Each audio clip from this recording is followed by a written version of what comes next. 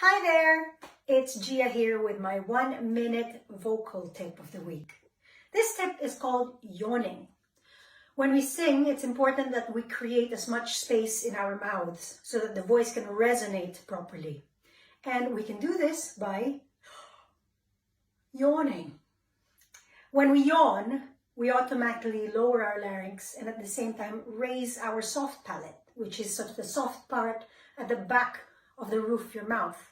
So you feel, that sort of hollowness at the back. So instead of sounding like this, for example, on an we raise it like as if we're yawning.